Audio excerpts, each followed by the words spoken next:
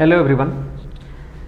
तो आज हम लोग स्टार्ट करेंगे क्लास 9 का एटम्स एंड मॉलिक्यूल्स। ये आपका चैप्टर 3 है और ये केमिस्ट्री का चैप्टर नंबर 3 है। आप लोग इससे पहले जो चैप्टर होगा वो is matter and around us pure, वो उसके बाद का चैप्टर है एटम्स एंड मॉलिक्यूल्स, और इसके जस्ट बाद वाला चैप्टर है स्ट्रक्चर ऑफ एटम। तो अगर केमिस्ट्री का बेस, अगर फाउंडेशन अगर स्टार्ट होता है तो वो atoms and molecules and structure of atom, यही दो चैप्टर से एक बेस फाउंडेशन क्लियर होता है कि केमिस्ट्री का मेन एम या फिर ऑब्जेक्टिव हम लोग का जो है वो यहीं से स्टार्ट होगा।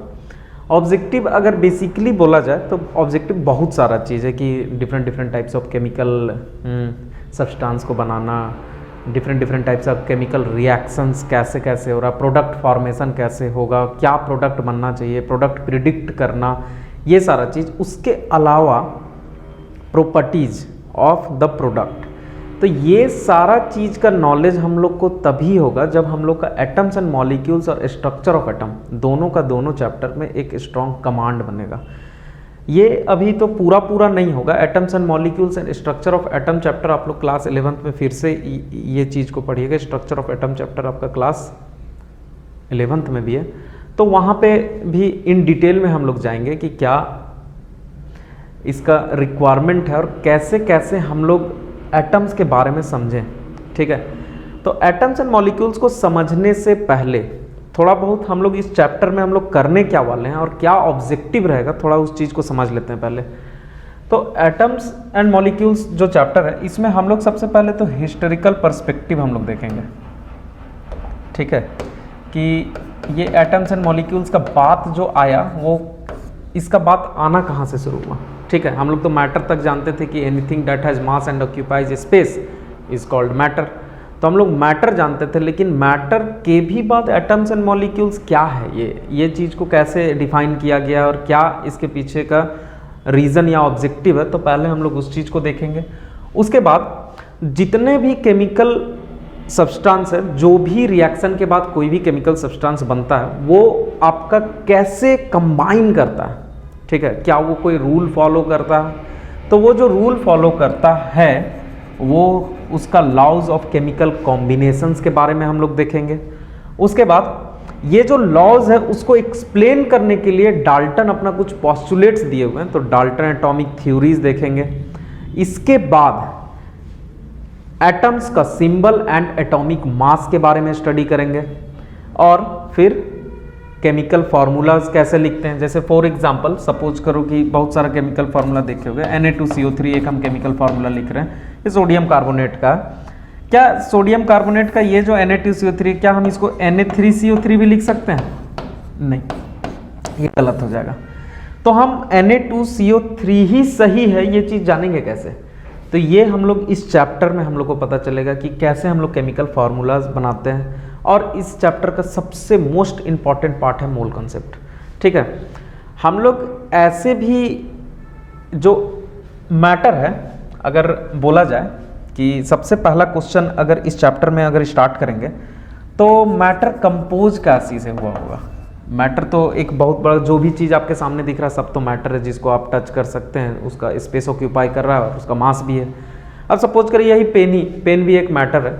अब ये मैटर कंपोज क्या चीज़ से हुआ होगा। ठीक है, तो कंपोज करने, ये चीज़ सोचने से पहले हम लोग को करना क्या होगा, इस पेन को छोटा छोटा पार्ट में तोड़ते जाना होगा। ठीक है, अब हम छोटा छोटा पार्ट में अगर इस पेन को तोड़ेंगे तो एक लास्ट ऐसा पार्ट बचेगा जिसको हम लोग फर्दर डिवाइड नहीं कर सकते। वही जो लास्ट पार्ट बचा वो आपका क्या है, एटम। ठीक है, तो हम लोग अगर एक एटम का स्टडी कर लिए, मतलब इस पेन का जो एटम, जिस एटम से ये बना हुआ है, अगर हम लोग उसका स्टडी कर लिए, उसका नेचर, उसका प्रॉपर्टीज सारा चीज़ जान गए, तो इस पेन का भी प्रॉपर्टीज हम लोग जान जाएंगे। यही सबसे ज़्यादा इम्पॉर्टेंट पार्ट है इस चैप्टर का। इस रीजन से हम लोग केमिस्ट्री का जो ये बैकबोन है, एकदम पूरा foundation, atoms and molecules and structure of atom, ये दोनों चैप्टर को जब मिला के एक बार हम लोग कुछ कंक्लूजन बनाएंगे, तब जाके एक ओवरऑल पिक्चर क्लियर होगा कि केमिस्ट्री में हम लोग को एक्चुअली में करना क्या है। ठीक है, और मॉलिक्यूल्स क्या है कि जैसे एक कभी कभी क्या होगा कि सिर्फ एटम प्रेजेंट नहीं रहेगा, 2 और 3 एटम कंबाइन करके प्रेजेंट रहेंगे, सेम भी हो सकता है डिफरेंट भी, तो उसको हम लोग बोलते हैं मॉलिक्यूल्स। ठीक है, जैसे फॉर एग्जांपल हम यहाँ पे बता सकते हैं कि वाटर, ठीक है, वाटर H2O। अब ये जो H2O है इसमें हाइड्रोजन भी है और ऑक्सीजन भी है, ठीक है, तो ये हाइड्रोजन एटम भी है और ऑक्सीजन एटम भी है, दोनों कंबाइन करके एक वाटर मॉलिक्यूल बनाया। अब ये मॉलिक्यूल मिल के पूरा वाटर बनाया जो लिक्विड स्टेट में एग्जिस्ट करता है। ठीक है, तो आप लोग शुरू में भी ये भी देखे होंगे कि मैटर 3 फॉर्म में एग्जिस्ट करता है, on the basis of intermolecular force of attraction, या फिर जिस बेसिस पे डिवाइड करना है, तो बेसिकली 3, 4th और 5th जो प्लाज्मा और बोस आइंस्टीन कंडेंसेट है वो अभी हायर स्टेट्स ऑफ मैटर है, उस सब के बारे में हम लोग अभी डिस्कस नहीं करेंगे। लेकिन जो 3 है सॉलिड, लिक्विड एंड गैस, वो आपका क्या है कि एटम्स जो कंबाइन हो रहा है या फिर मॉलिक्यूल्स कंबाइन हो रहा है, उसके बीच में कितना फोर्स ऑफ अट्रैक्शन है। जितना ज़्यादा फोर्स ऑफ अट्रैक्शन वैसा उसका फिजिकल स्टेट, अगर बहुत ज़्यादा है तो सॉलिड, अगर कम है तो लिक्विड, अगर बहुत कम है तो गैस। तो ये एक ऑब्जेक्टिव हुआ, पर्सपेक्टिव की हम लोग को करना क्या है। और इस चैप्टर का जो मेन पार्ट है वो है केमिकल फार्मूलाज को कैसे हम लोग क्यों Na2CO3 ही लिखेंगे, Na3CO3 नहीं लिखेंगे, या फिर और एग्जांपल H2SO4 ही क्यों होगा। ठीक है, तो ये वाला जो पार्ट है, ये केमिकल फार्मूलाज जब हम लोग बनाएंगे तो उसमें हम लोग देखेंगे, उससे पहले हम लोग को आयंस का स्टडी करना पड़ेगा। तो ये सारा पार्ट को भी हम लोग इस चैप्टर में डिस्कस करेंगे। और लास्ट है मोल कॉन्सेप्ट, जो अमाउंट ऑफ सब्सटेंस, क्योंकि इस इतना जो बात बताएं उसमें एक बात तो पक्का आया होगा कि एटम्स तो बहुत छोटा है। ठीक, अब जब अगर कोई रिएक्शन होगा एक एटम का दूसरे एटम के साथ, तो कोई प्रोडक्ट बनाएगा, तो क्या जो प्रोडक्ट बनेगा वो उसमें कितना एटम्स इन्वॉल्व होकर मॉलिक्यूल्स कितना बनाया। और जब इंडस्ट्रियली इस रिएक्शन को किया जाता होगा तो क्या हम लोग नंबर ऑफ एटम्स को क्या करोड़ों अरबों में देखते हैं, या फिर उसके लिए अलग कोई हम अमाउंट बनाए हुए हैं। तो वो जो अमाउंट बनाए वो हम लोग मोल कंसेप्ट में देखेंगे इन डिटेल। तो हम लोग थोड़ा सा इसका हिस्टोरिकल पर्सपेक्टिव से स्टार्ट करते हैं। पहले कि इंट्रोडक्शन हम लोग देखते हैं कि कैसे एटम्स एंड मॉलिक्यूल्स का बात आना स्टार्ट हुआ। तो जो मैटर था उसको हम लोग एकदम डिवाइड करते गए, एकदम छोटा छोटा पार्ट में, एकदम लास्ट पार्ट जहाँ के बाद वो फर्दर डिवाइड नहीं हो सकता। तो उस पार्ट को स्टार्ट किया कौन? महर्षि कनद, ये इंडियन फिलोसफर है। ये डिवाइड किए मैटर को एकदम स्मॉलेस्ट पार्ट में, और लास्ट वो कहाँ तक पहुँचे, एकदम लास्ट पार्ट, जिस पार्ट को फर्दर डिवाइड नहीं किया जा सकता, और उसको क्या नाम दिए? परमाणु। ठीक है, उसको क्या नाम दिए? परमाणु। तो यही परमाणु आगे चल के एटम होगा, जो ग्रीक फिलोसफर डेमोक्रिटस इसको बात को बोला भी कि यही परमाणु जो है, मतलब बोल सकते हो कि इंडियन फिलोसफर के थ्रू ही दिया हुआ बात है। सिर्फ नाम चेंज कर देने से मतलब ये चेंज नहीं हो जाएगा। मेन इसके पीछे का हाथ महर्षि कनद का ही है। उसके बाद एक और फिलोसफर आए, वो क्या किए कि ये जो परमाणु है हमेशा फ्री में नहीं रहता है, वो किसी के साथ कंबाइन करके भी एग्जिस्ट करता है। जो अभी हम लोग मॉलिक्यूल्स का बात कर रहे थे, तो उसको वो क्या नाम दिए? अणु, जिसको हम लोग मॉलिक्यूल्स देखेंगे भी। अब ये दोनों पार्ट है कि ये फिलॉसफी वाला पार्ट है, ऐसा नहीं कि इसका कोई एक्सपेरिमेंटल एविडेंस है सही। सारा चीज़ सुनने में लग रहा होगा कि हाँ ठीक है, छोटा छोटा पार्ट में तोड़ेंगे तो लास्ट पार्ट जो बचेगा वो परमाणु होगा, उसके बाद वो फर्दर डिवाइड नहीं होगा। लेकिन इसका कोई मतलब एक्सपेरिमेंटल कोई एविडेंस नहीं है। ठीक है, ये फिलॉसफी है। उसके बाद डेमोक्रिटस, ये ग्रीक फिलोसफर है, वही चीज़ की है कि कोई भी मैटर को अगर हम लोग डिवाइड करेंगे तो लास्ट हम लोग जिस पार्ट पे पहुंचेंगे जिसके बाद वो फर्दर डिवीजन पॉसिबल नहीं होगा, उसको वो क्या नाम दिए? एटम। एटम का मतलब ही होता है इनडिविजिबल, मतलब वो फर्दर टूट नहीं सकता। अब इस पार्ट में बोला जा सकता है कि कोई भी मैटर का बिल्डिंग ब्लॉक क्या है? एटम। एटम ही कंबाइन करके मॉलिक्यूल बनाएगा, मॉलिक्यूल के बाद मॉलिक्यूल मिल करके पूरा स्ट्रक्चर या फिर पूरा मैटर को ही क्रिएट करेगा। ठीक है, अब कभी कभी क्या होगा कि एटम्स खुद में फ्री में है तो एटम कंबाइन करके, कभी एटम मिलके मॉलिक्यूल बना के फिर मॉलिक्यूल कंबाइन करके कोई मैटर को बनाया। अब ये वाला जो पार्ट है यहां तक क्लियर है कि सबसे फंडामेंटल पार्टिकल क्या होता है? एटम। ये जो फिलोसफर्स हैं यही इस बात को बोले, इसके पीछे कोई एक्सपेरिमेंटल एविडेंस नहीं है, ठीक है। और अभी अगर बोला जाए तो क्या ये बात सही है कि एकदम फंडामेंटल पार्टिकल एटम है, क्या उसको फर्दर डिवाइड नहीं किया जा सकता? तो ये एक क्वेश्चन है। तो इस क्वेश्चन को हम लोग आगे जब डिस्कस करेंगे कि क्या सही में एटम को डिवाइड किया जा सकता है कि नहीं किया जा सकता, ये आपका स्ट्रक्चर ऑफ एटम चैप्टर में क्लियर होगा। अगर नहीं डिवाइड किया जा सकता तो इलेक्ट्रॉन, प्रोटॉन, न्यूट्रॉन का बात हम लोग कैसे करते हैं, ठीक है। और एटम में चार्ज कहाँ से आता है, तो ये सारा चीज़ के बारे में हम लोग थोड़ा सा आगे देखेंगे। अभी सिर्फ इतना बात को समझिए कि कोई भी मैटर का एकदम मोस्ट फंडामेंटल पार्टिकल क्या होगा, एटम, जिसको फर्दर डिवाइड नहीं किया जा सकता, ठीक है। इसका कोई एक्सपेरिमेंटल एविडेंस नहीं है, लेकिन ये फिलॉसफी है, तो सिंपल वो फिलोसफर्स इस बात को दिए हुए। अब ये जो पार्ट है इसका तो कोई एविडेंस नहीं था, तो ये एटम्स के बारे में जब नॉलेज हुआ तो लेवाइजर क्या किए कि एटम्स कंबाइन कैसे करते हैं उस बारे में थोड़ा रिसर्च करना शुरू किए कि कैसे कंबाइन करेगा। तो और वो लॉज ऑफ केमिकल कॉम्बिनेशन दिए कि जो केमिकल है वो कंबाइन कैसे करता है। तो यहाँ पे लेवाइजर दो लॉज ऑफ केमिकल कॉम्बिनेशन दिए थे जो इंपॉर्टेंट है, और भी लॉज है, लेकिन यहाँ पे बेसिकली अभी दो लॉज के बारे में हम लोग को पढ़ना है। उसमें क्या है, law of conservation of mass और लॉ ऑफ कांस्टेंट प्रोपोर्शन। अब law of conservation of mass क्या है? Law of conservation of mass है, mass can neither be created nor be destroyed in a chemical reaction.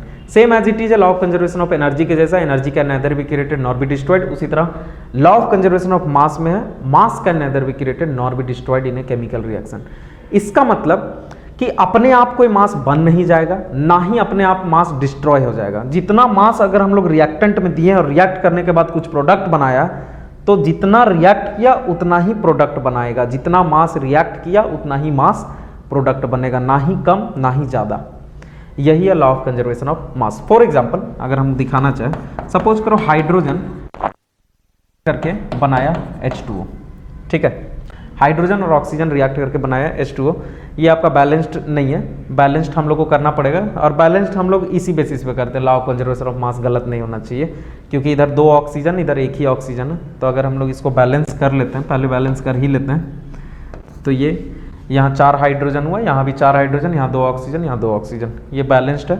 अब यहाँ पे बोलना चाह रहे हैं कि सपोज करो कि 50 ग्राम हाइड्रोजन 100 ग्राम रिएक्ट करता है, 50 ग्राम हाइड्रोजन 100 ग्राम ऑक्सीजन के साथ रिएक्ट करता है, तो प्रोडक्ट कितना बनाएगा? तो 150 ग्राम बनाएगा, ना ही 149 ना ही 151, मतलब ना ही थोड़ा सा भी कम ना ही थोड़ा सा भी ज़्यादा। क्योंकि ये जो पार्ट बच रहा है, मतलब अगर 149 में 1 ग्राम कहीं चल नहीं जाएगा, अपने आप डिस्ट्रॉय नहीं हो जाएगा, क्योंकि लॉ सिंपल सा कहता है कि मास ना ही क्रिएट कर सकते हैं ना ही डिस्ट्रॉय कर सकते हैं। तो 1 ग्राम कहीं चल नहीं जाएगा और 151 में कहीं से 1 ग्राम और ज़्यादा आ नहीं जाएगा, ठीक है। तो ये आपका मास ऑफ रिएक्टेंट, मतलब 50 + 100 ग्राम 150 ग्राम, मास ऑफ प्रोडक्ट दोनों बराबर होना चाहिए, ठीक है। अब यहाँ पे फिर से एक क्वेश्चन है कि क्या सही में ये लॉ सही है, ठीक है। तो इस चीज़ को भी हम लोग डिस्कस करेंगे, लेकिन अभी एकदम बहुत शुरू में ये सब बात को डिस्कस करना कि ये लॉ सही है कि गलत है, इसको सही नहीं होगा। लेकिन आप लोग के लिए एक हिंट है, आप लोग एक बार देखिएगा कि जो भी रिएक्शन न्यूक्लियर लेवल पे होता है, जैसे न्यूक्लियर फिजन और न्यूक्लियर फ्यूज़न, वो सब रिएक्शन में क्या law of conservation of mass follow करता है, एक बार आप लोग अपने से देखिएगा। हम लोग इस टॉपिक को देखेंगे फिर से कि सही में law of conservation of mass सही है कि गलत है। उसके बाद सेकेंड है law of constant proportion. Law of constant proportion Proust के द्वारा स्टेट किया गया। इसमें क्या है कि in a chemical substance the elements are always present in definite proportion by mass. अब कोई भी केमिकल सब्सटेंस है, जैसे सपोज करो H2O, H2O एक केमिकल सब्सटेंस है, इसमें जो एलिमेंट है वो डेफिनिट प्रोपोर्शन में रहेगा बाय मास।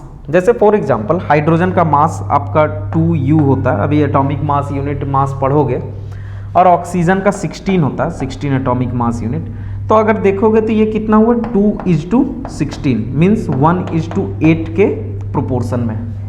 मतलब एक जो एटॉमिक मास यूनिट हाइड्रोजन का है और 8 एटॉमिक मास यूनिट ऑक्सीजन का रेशियो, मतलब 1:8 के रेशियो में है ये, डेफिनिट प्रोपोर्शन बाय मास, मास के बेसिस में इसका प्रोपोर्शन फिक्स होगा। अब ये 1:8 है, तो अब अगर तुम यही वाटर को कहीं दूसरा जगह को दूसरा पानी को ले आए, जैसे सपोज करो अमेरिका से कोई वाटर को ले आए, ठीक है, अब वो भी H2O ही है और उसका भी प्रोपोर्शन 1:8 ही आएगा। मतलब एक कोई भी केमिकल सब्सटेंस बनेगा तो उसका जो प्रोपोर्शन होगा एलिमेंट का बाय मास का वो फिक्स्ड होगा। ठीक है, कोई भी एग्जांपल ले सकते हो, सारा का सारा में जो प्रोपोर्शन होगा वो फिक्स्ड होगा।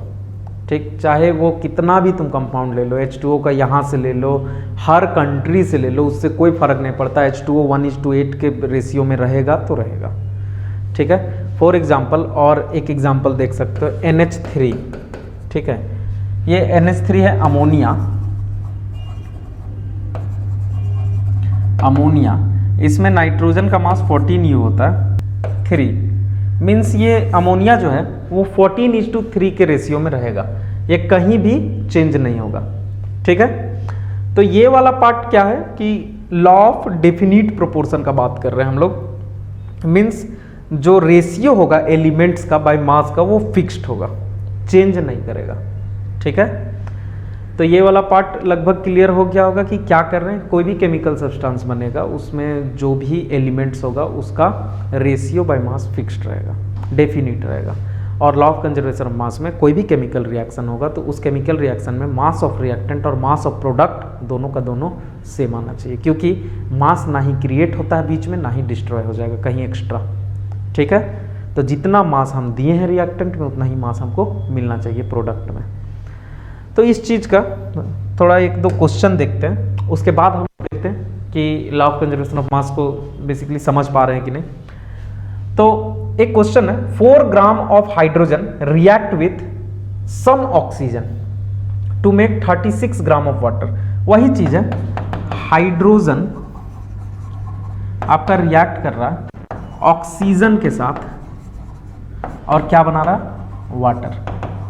ठीक है, हाइड्रोजन रिएक्ट कर रहा है ऑक्सीजन के साथ और क्या बना रहा है, वाटर। इसमें 4 ग्राम ऑफ हाइड्रोजन है विथ सम ऑक्सीजन। सपोज करो कि x अमाउंट ऑफ ऑक्सीजन है, x ग्राम ऑक्सीजन है, रिएक्ट करके कितना ग्राम वाटर बना रहा है, तो 36 ग्राम वाटर बना रहा है।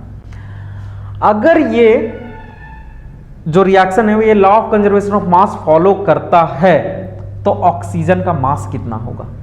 ठीक, तो यहां साफ साफ सिंपल सा बात है कि यहां mass of reactant is equal to mass of product होना चाहिए, क्योंकि इधर जितना भी हम लोग मास दिए उतना ही मास हमको उधर मिलेगा। इसका मतलब 4 + x = 36 ग्राम और x = 32 ग्राम, मीन्स 32 ग्राम ऑक्सीजन के साथ जब 4 ग्राम हाइड्रोजन रिएक्ट करेगा तब जाके 36 ग्राम वाटर बनाएगा। ये simple law of conservation of मास का प्रॉब्लम है जिसमें मास ऑफ रिएक्टेंट और मास ऑफ प्रोडक्ट बराबर होगा। एक और क्वेश्चन है उसको भी हम लोग देख ही लेते हैं। ठीक है, व्हेन 0.0976 ग्राम ऑफ मैग्नीशियम, ठीक है, magnesium heated in air, air heat करेंगे एयर में, तो हम लोग को जब भी हीट होता है, कंबसन हो रहा है, तो ऑक्सीजन का ही बात होगा। ऑक्सीजन के प्रेजेंस में वो बर्न कर रहा है और क्या बना रहा है, 0.1618 ग्राम ऑफ मैग्नीशियम ऑक्साइड। मतलब जो मैग्नीशियम ऑक्साइड बन रहा है वो आपका बन रहा है 0.1618 ग्राम, और ये हम कितना मैग्नीशियम दिए हैं, 0.0976 ग्राम।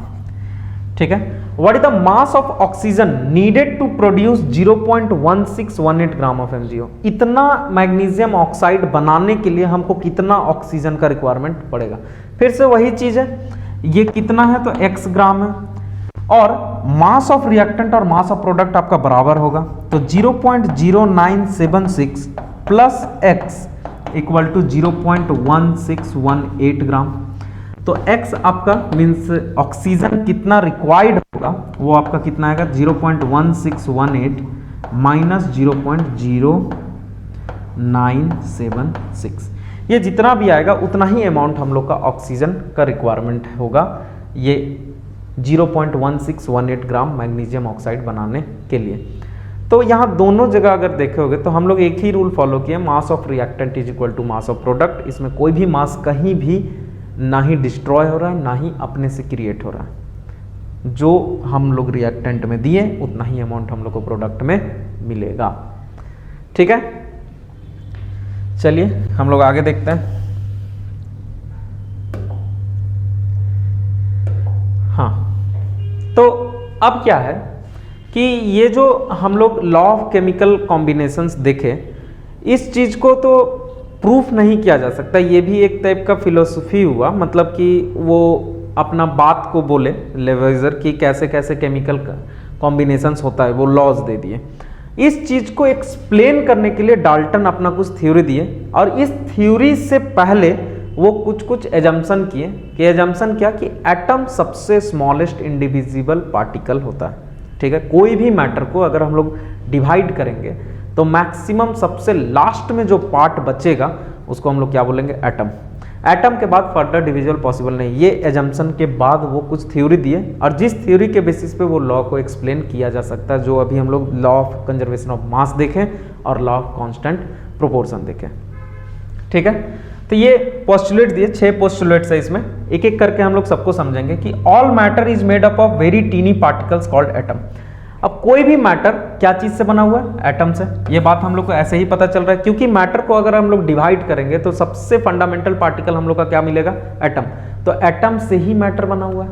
ठीक, तो सबसे टीनी पार्टिकल्स कोई भी मैटर का क्या होगा, एटम। उसके बाद वो फर्दर डिविजिबल नहीं है। Atoms are indivisible particle. Atom नाम ही पढ़ा था, क्योंकि एटम का मतलब ही होता है इंडिविजिबल।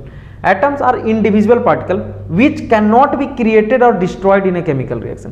कोई भी केमिकल रिएक्शन होगा तो ये एटम ना ही क्रिएट होगा ना ही डिस्ट्रॉय होगा। ठीक है, तो ये कहीं कहीं लग रहा है सुना हुआ कि ये law of conservation of mass में यही बात बोले थे कि मास can neither be created nor be destroyed, और यहाँ पे बोल रहे हैं कि atoms can neither be created nor be destroyed in a chemical reaction. तो अगर बोला जाए कि कोई भी मैटर में मास किसका होता है, law of conservation of mass में बोल रहे हैं मास can neither be created nor be destroyed, तो किसका मास का बात हो रहा है, यहाँ पे बात हो रहा है मास एटम का। एटम का मास ही मिल करके पूरा मैटर का मास बनाया हुआ।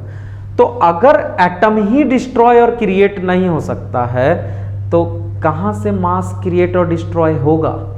इस रीजन से आपका ये जो डाल्टन एटॉमिक थ्योरी का postulate number 2 law of conservation of मास को एक्सप्लेन करता है कि आपका एटम ना ही क्रिएट हो सकता ना ही डिस्ट्रॉय हो सकता है कोई भी केमिकल रिएक्शन में। ठीक है, इसके बाद तीसरा, atoms of a given element are identical in mass and chemical properties. अब यहां पे केमिकल प्रॉपर्टीज आया।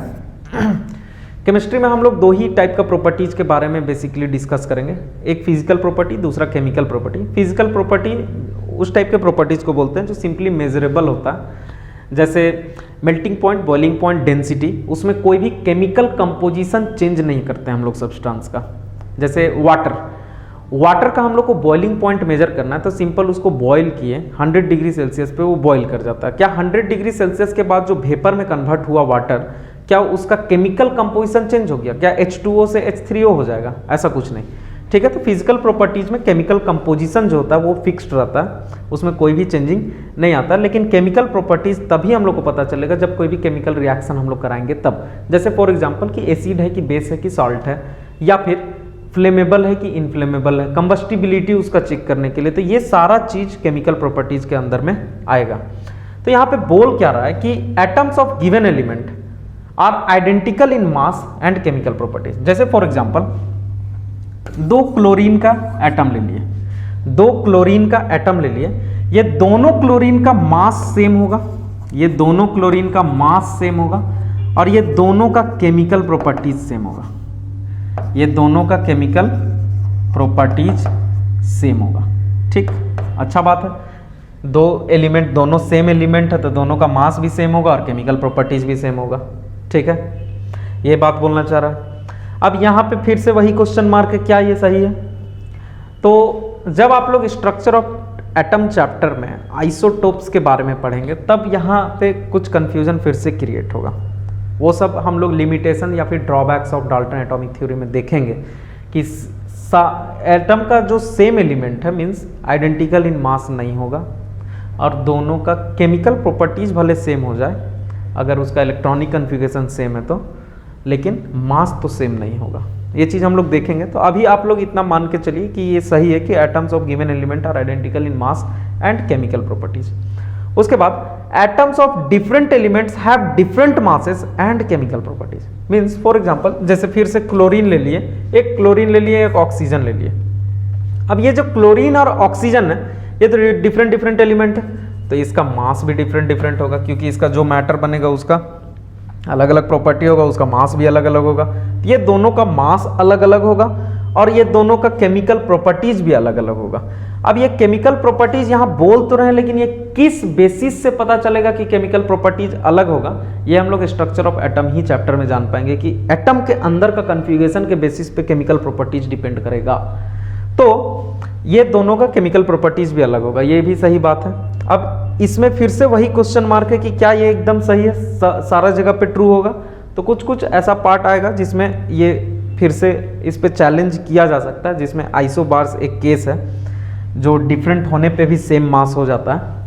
तो हम लोग उस चीज़ को भी देखेंगे स्ट्रक्चर ऑफ एटम चैप्टर में, जो drawbacks of Dalton atomic theory भी है। उसके बाद फिफ्थ में atoms combine in the ratio of small whole number to form compound. Atoms आपका स्मॉल होल नंबर के रेशियो में कंबाइन होता है, ठीक है। जैसे H2O को देखोगे तो ये कितना 2:1 के रेशियो में, ठीक है। यहाँ पे होल नंबर है सिंपल, ऐसा तो नहीं है कि 2.1 1.2 है। तो एटम जो कंबाइन होता है स्मॉल होल नंबर के रेशियो में होगा।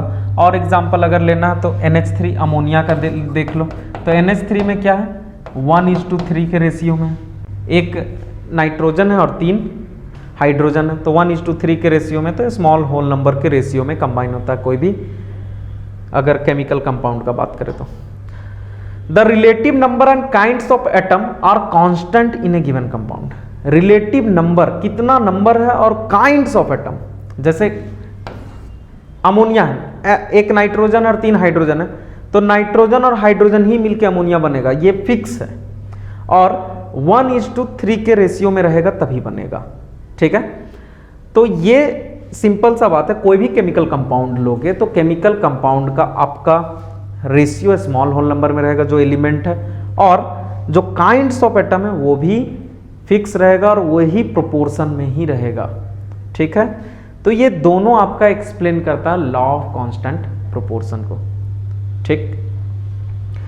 तो डाल्टन एटॉमिक थ्योरी का मेन नेम यही था कि लॉ ऑफ केमिकल कॉम्बिनेशंस को एक्सप्लेन करने का, जो वो अपना जो पोस्टुलेट है उसके थ्रू उसको एक्सप्लेन भी करता है।